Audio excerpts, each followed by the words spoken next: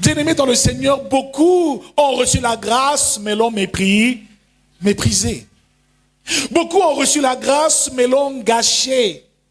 Beaucoup ont reçu la grâce, mais n'ont pas pu la conserver. Frère, dans la Bible, il y a des personnages qui ont reçu la grâce de Dieu, mais qui l'ont négligé. Nous l'avons vu avec le cas de Samson, qui était fort et qui terrorisait le camp des Philistins.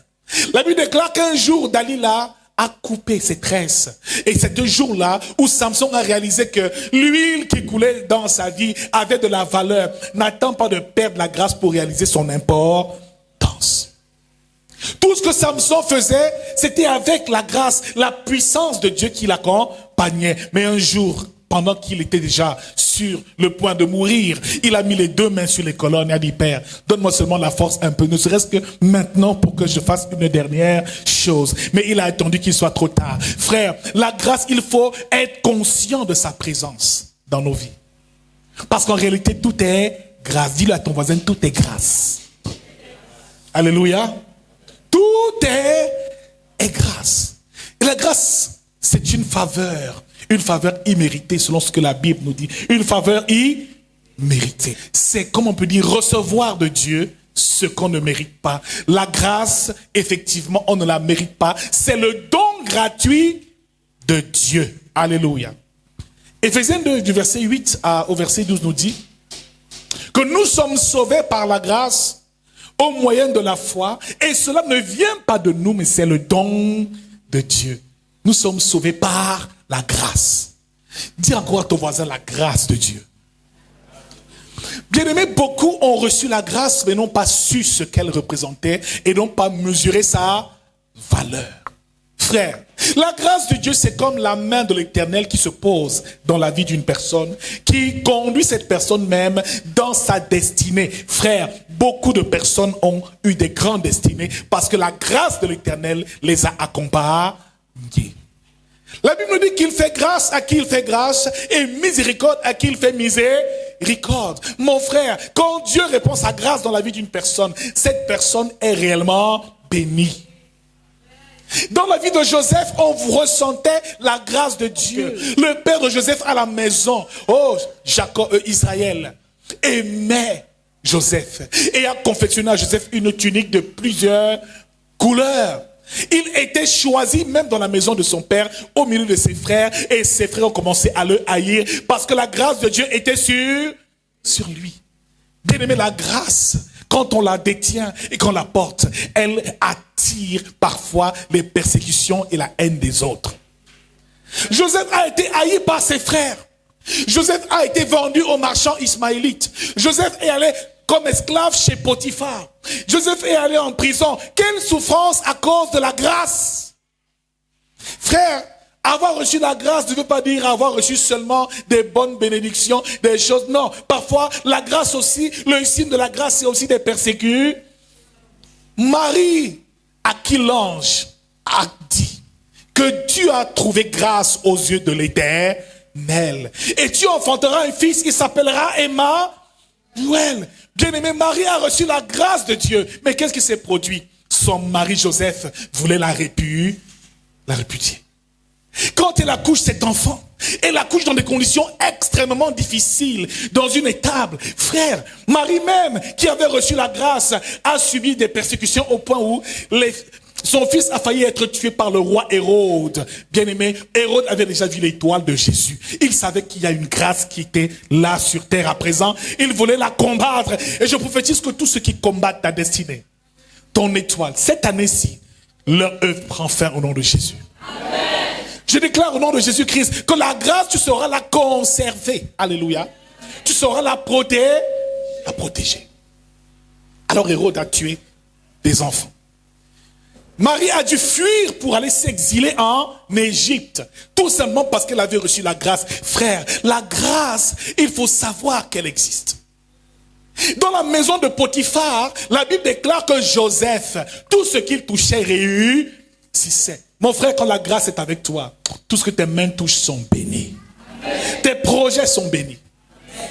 Et quand Joseph a quitté la maison de Potiphar, malgré l'injustice, de la femme de Potiphar. Il se retrouve en prison, encore la grâce était avec lui. Il était aussi intendant dans cette prison. Cela veut dire que la grâce de Dieu était sur lui. Même si tu n'as pas d'argent, même si tu n'as pas de travail, tu es persécuté parce que l'ennemi voit la grâce qui est en toi. C'est pour cette grâce que nous sommes autant persécutés. Frère, ce n'est pas pour notre argent, pour notre beauté, mais c'est à cause de la grâce. Dis à ton voisin que Dieu te fasse grâce ce matin. Alléluia. Frère, nous allons lire un petit texte, juste un tout petit. Et nous séparer, on ne peut pas être très long ce matin. C'est un jour où nous allons simplement adorer le Seigneur et lui rendre grâce.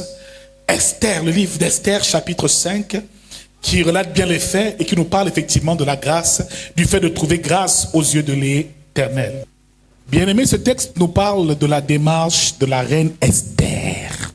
Et je crois que beaucoup ici d'entre nous, nous connaissons un peu l'histoire. On ne pourra pas venir en profondeur sur toute l'histoire, mais sur les grands points et les points essentiels de cette histoire. Nous voyons bien ici l'exemple d'une femme qui était conduite par la grâce. Nous voyons qu'Esther était une reine particulière et nous comprenons ici que la grâce de Dieu était avec Esther. La Bible nous dit le 3e jour, Esther mit ses vêtements royaux et se présenta dans la cour intérieure de la maison du roi, devant le roi. Le roi était assis sur son trône royal dans la maison royale, en face de l'entrée de la maison. Lorsque le roi vit la reine Esther debout dans la cour, elle trouva grâce à ses yeux. Alléluia. Ma prière ce matin, c'est que nous trouvions grâce aux yeux de l'Éternel. Nous avons vu depuis le départ que le salut est d'abord une affaire de grâce. Nous sommes sauvés par la grâce. Bien aimé, dans ce cas d'espèce, la reine Esther sentait que son peuple, le peuple juif, était menacé et s'est approchée du roi Assuérus. Et voyez-vous très bien, l'histoire de la reine Esther, c'est l'histoire d'une femme qui était conduite par la grâce. Bien aimé, la première chose que la grâce fait, c'est que la grâce nous choisit. C'est une élection divine. Elle obéit à la souveraineté, répond à la souveraineté de Dieu. Dieu fait grâce à qui il fait grâce et miséricorde à qui il fait miséricorde. On ne force pas la grâce vient à nous. Voyez-vous ce qui se produit? La Bible déclare qu'au début de ce texte, la reine Vachi, qui était reine à la place d'Esther, était elle aussi assise aux côtés du roi, quand un jour elle a désobéi à un ordre du roi Assuérus. Et la Bible nous fait comprendre que, à cause de sa désobéissance, elle a été détrônée, elle a été chassée du palais royal. Mon frère, ma soeur, Esther prend la place de la reine Vachi. Mais laissez-moi vous dire une chose. Cette place n'était pas à la reine Vachi, elle était à Esther depuis très longtemps. Bien aimé, la grâce est capable de détrôner celui qui était assis sur ton trône. Je déclare que si tu as un trône, alléluia, en tant que chrétien, nous avons tous une couronne et un trône. Et si quelqu'un est assis à ta place, au lieu où tu dois être, sur ta bénédiction, que la grâce l'éloigne et t'établisse dans ta royauté. Frère, Esther a été choisie par l'Éternel. Nous connaissons bien son oncle Mardoché qui, un jour, décide de lui dire « Vas-y », parce que le roi veut choisir des femmes. Mais bien aimé, quand le roi a regardé Esther parmi toutes les femmes, frère, cette femme a trouvé grâce aux yeux du roi. Mon frère, la grâce est quelque chose de très important. Marie n'a rien fait pour mériter d'enfanter l'enfant et de donner au monde un enfant comme Jésus. Elle n'a rien fait pour mériter cela. La grâce l'a localisé. Frère, tout ce que Dieu fait de bon et de meilleur est conduit par sa grâce qui nous visite. Je déclare au nom de Jésus que la grâce de Dieu demeure dans cette église au nom de Jésus. C'est la même grâce qui a conduit le prophète Samuel, dans 1 Samuel chapitre 17, vers Bethléem, vers la maison d'Ésaïe, le père de David. Il est venu oindre un roi qui se trouvait dans une bergerie, dans la brousse, en train de faire perdre le troupeau de son père. Quand Samuel regarde tous ses frères, Ils pensent même que parmi eux, il y a quelqu'un qui sera roi. Mais Dieu lui dit non. Dieu, moi, je regarde au cœur. Quand l'homme regarde à ce qui frappe aux yeux. Le roi n'est pas ici, il est en brousse. Et il a oint David au milieu de ses frères. Mon frère, ma soeur. Quand la grâce te localise, la grâce te distingue. La grâce te met à part. La grâce te qualifie. La grâce te justifie. La grâce crée des conditions favorables pour que tu entres sur le chemin de ta destinée. Même s'il faut balayer tout le monde, la grâce va s'en charger. Pour que tu sois établi sur ton trône royal. Il en était de même pour le roi David. Dès l'instant où la grâce, où la main de Dieu l'a saisi, tout ce que David accomplissait réussissait, au point où cela a attisé la haine du roi Saül, qui était roi à cette époque-là. Et quand il voyait David, il voyait en lui un rival. Mais qu'est-ce que Saül combattait en David? C'était la grâce. Dis avec moi, la grâce. La Bible nous dit quoi? La grâce est tronc, la beauté. Mais c'est celles qui loueront l'Éternel qui seront bénies. La grâce, David a vécu et a su ce que c'était. On a vu les persécutions que David a subies parce qu'il avait reçu la grâce de Dieu. Ma prière, bien-aimée dans le Seigneur, c'est que par nos actions de grâce, nous puissions renouveler la grâce que Dieu nous a accordée. Alléluia. Bien-aimés dans le Seigneur, la grâce expose nos ennemis.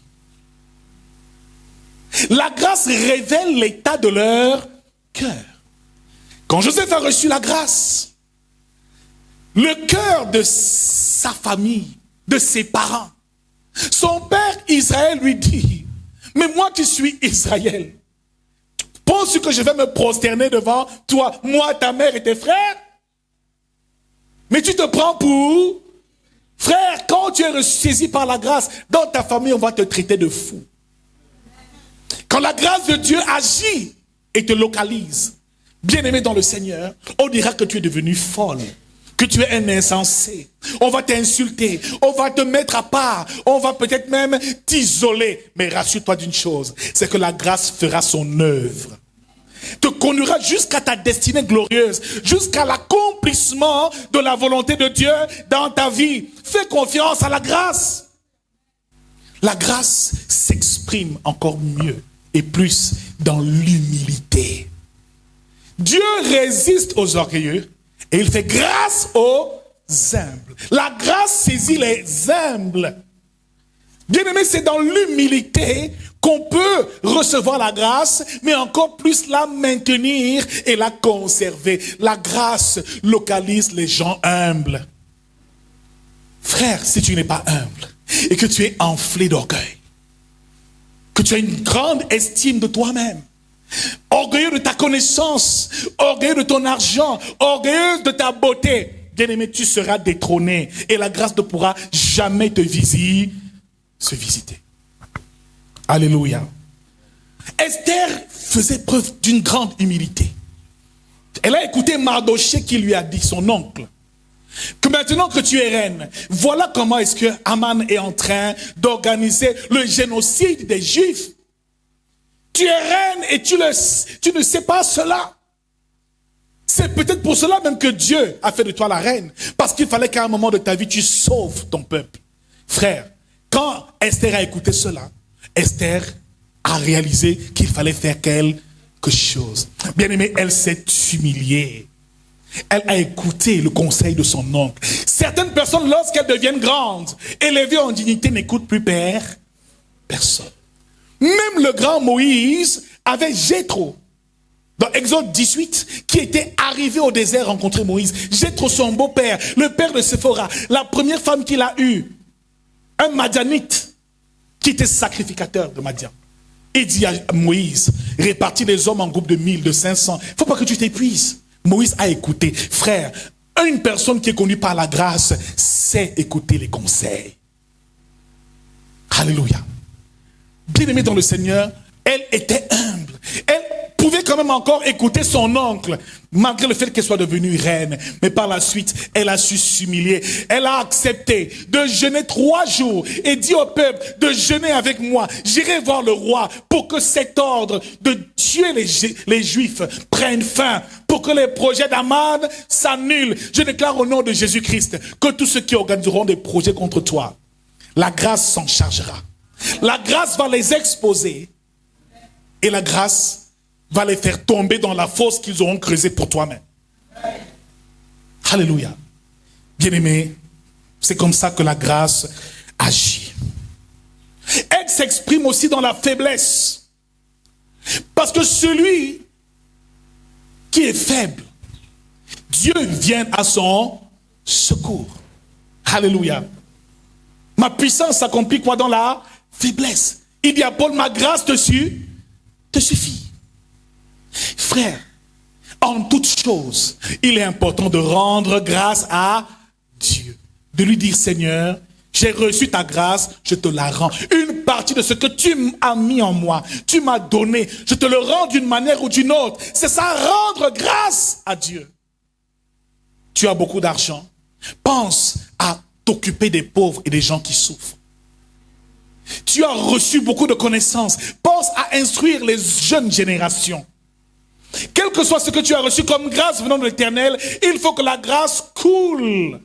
La grâce est comme un fleuve. La grâce doit circuler et certains l'empêchent de couler dans leur vie à cause de leur orgueil ou alors de leur méchanceté. Bien-aimé dans le Seigneur, la grâce localise les faibles. Ne pense pas que parce que tu n'as pas de niveau intellectuel, tu n'as pas de parents haut placés, Dieu t'a oublié. Non, la grâce te suffit. Mon frère, la grâce de Dieu dans ta vie te suffit. Je n'ai pas besoin d'avoir des parents nantis, riches, non. Ce qu'il faut, c'est que je sois conscient de la grâce que j'ai en moi et dans ma vie. Alléluia. Et que je dise, Seigneur, ta grâce me suffit. Même dans la douleur, dans la peine, ta grâce me suffit. Frère, un autre point important, c'est que la grâce, il faut apprendre à l'honorer. La grâce doit être honorée. Alléluia. Frère, la grâce doit être honorée. Mon frère, ma soeur, on ne combat jamais la grâce dans la vie d'un homme. On ne combat jamais la grâce dans la vie d'une femme. Si tu t'attaques à elle, tu t'attaques à son Dieu. Et tous ceux qui sont attaqués à Joseph, ses frères, où est-ce qu'ils ont fini? À genoux face à lui, en train de dire pardon, ne nous tue. Je déclare au nom de Jésus que tes ennemis vont se prosterner. Amen. Et qu'ils reconnaîtront la grâce que tu auras et que tu vas manifester. Que nous allons manifester au nom de Jésus. Bien-aimé, la grâce, on ne la combat pas. Quand une sœur a reçu la grâce de louer et d'adorer Dieu, ne la combattez pas. Au contraire, bénissez l'Éternel pour la grâce qu'elle a reçue. Et vous verrez Dieu, vous aussi, vous le rendre. Quand ton frère se marie, ne murmure pas et ne malparle pas de son foyer. Non, au contraire, rends grâce à Dieu pour son mariage. La Bible déclare que le mariage soit honoré de tous. Bien-aimé, fais attention. Alléluia. Beaucoup de sœurs sont célibataires parce qu'elles ont mal parlé du foyer de leur sœur ou de leur frère. Le mariage est une institution divine, alors n'ouvre jamais ta bouche pour parler de la grâce ou pour mépriser la grâce dans la vie d'une autre personne. Frère, faisons bien attention. Alléluia. La grâce ne recherche pas notre mérite. D'ailleurs, tous ceux qui ont été appelés par Dieu n'ont pas eu de mérite. Moïse était bègue. Il dit, j'ai la langue embarrassée. Il a douté même de cet appel. Dieu, comment peux-tu m'appeler? Au point où il a laissé entrer Aaron dans sa mission. Aaron n'était pas prédestiné à être avec Moïse. Mais parce que Moïse a tellement résisté à Dieu qu'il dit, voilà ton frère Aaron, qu'il soit dans ton interprète. Alléluia. Et vous voyez comment Aaron a dérangé dans le mystère. C'est Aaron qui a fait le veau d'or. C'est Aaron dans Nombre chapitre 12 qui murmure avec Marie sur Moïse. Dieu ne nous parle-t-il pas aussi? Donc bien aimé, si tu es conscient de la grâce que tu as dans ta vie, tu ne laisseras pas entrer n'importe quelle personne dans ta vie. Alléluia. Beaucoup de personnes, qu'est-ce qu'elles recherchent? C'est la grâce qu'il y a dans ta vie. jeune sœur, tu es jolie, enfant de Dieu, pleine de grâce et de vie. Ce qu'il recherche, c'est la grâce qui est en toi. Mais je déclare que cette grâce, tu la protèges. Cette grâce est protégée. Cette grâce est protégée. Alléluia. Bien-aimé dans le Seigneur, la grâce n'obéit pas au mérite. Non, on ne mérite pas la grâce. Gédéon dit, comment vais-je faire pour combattre les Madianites? Mais je ne suis qu'un enfant. Et je suis de la famille la plus pauvre en Manassé. Mais l'ange lui dit, Gédéon, vaillant héros, va combattre. Parce que je sais ce que j'ai mis en toi. Si tu es enfant de Dieu, sache que tu as été gracié par Dieu. La grâce est en nous. Nous sommes sauvés par la grâce. Bien-aimés dans le Seigneur, notre vie d'enfant de Dieu est conditionnée et déterminée par la grâce que nous avons reçue en Jésus-Christ. La grâce a été parmi nous. La grâce a été au milieu de nous. La grâce, c'est aussi Christ lui-même. Alléluia. C'est lui qui incarne pleinement la grâce aujourd'hui. Alléluia. Donc, bien aimé, ici, Esther a donc jeûné 3 jours et est venue se présenter au roi, mon frère. Et quand elle s'est présentée devant son roi, le roi, la Bible nous fait comprendre qu'Esther a trouvé grâce à ses yeux. Bien aimé, quand nous nous présentons devant notre Seigneur, rassurons-nous de trouver grâce à ses yeux. Alléluia. Il dit, je suis capable de te donner toute, c'est-à-dire la moitié même du pays. Je te le donnerai, demande-moi ce que tu veux. Et elle a dit, non, je te donnerai maintenant.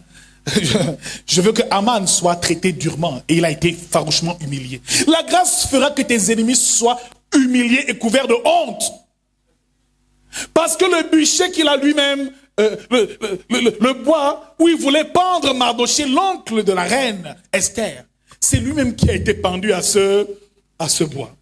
Et Aman était obligé de conduire Mardoché et de les célébrer, de l'élever, parce que le roi l'a désiré. Alléluia.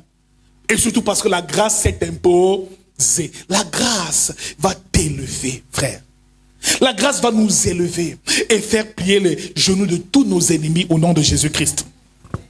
Mais aussi, il fera effectivement arriver dans nos vies tellement de bénédictions que le roi ici a béni la reine Esther et a exaucé sa requête. Finalement, Mardoché a eu gain de cause et Aman a été pendu au bois où Mardoché devait être pendu. Cela veut dire, frère, faisons attention, la grâce, il faut la maîtriser et il faut la conserver. Alors qu'on reçoit la grâce, il faut apprendre à la conserver, mais surtout à la rendre. Quand on dit rendez continuellement grâce à Dieu, cela veut dire à chaque fois que Dieu nous bénit, rendons-lui une partie de ce que nous avons reçu. Quand tu donnes ta dîme au Seigneur, en fait, ce que tu fais, c'est que tu lui rends grâce. Il y a donc des offrandes d'action de grâce qui existent. Il y a des prières d'action de grâce qui existent. Il y a des sacrifices d'action de grâce qui existent. L'offrande d'action de grâce, c'est ce que tu viens de déposer ou faire l'acte que tu viens poser pour lui dire merci après avoir reçu sa grâce. Mais le sacrifice, c'est ce que tu viens donner à ton Dieu avant même que tu n'aies reçu sa bénédiction. Frère, notre vie doit être arrosée par les actions de grâce. Chaque jour, le matin, je me réveille. Seigneur, je te rends grâce. Avant de manger, je te rends grâce. Avant de dormir, je te rends grâce. Pour le souffle de vie, je te rends grâce. Et quand je me rends compte que certains n'arrivent même pas à témoigner des merveilles de Dieu, ils ne savent pas ce que c'est que l'action de grâce. Ils l'ont vaincu à cause du sang de l'agneau et de la parole de leur témoignage. Bien-aimé dans le Seigneur, ma bouche ne va plus se taire en cette année. Je vais permanemment témoigner ses bienfaits et lui rendre grâce en toutes choses. Alléluia. Nous allons entrer plus en profondeur les prochaines fois sur le mystère de la grâce. Elle est grande. Il est grand ce mystère. On va arriver jusqu'à Jésus, aux apôtres. On verra comment la grâce a transformé des vies. On verra le rôle de la grâce les prochaines fois. Alléluia. En profondeur. On verra même les types de grâce qui existent. Amen. Mais aujourd'hui, nous voulons avoir une idée quand même de ce que c'est que la grâce. Dis avec moi, tu as reçu la grâce. La grâce pour ton salut. La grâce pour ta vie. Maintiens-la et garde-la, protège-la. Au nom de Jésus-Christ.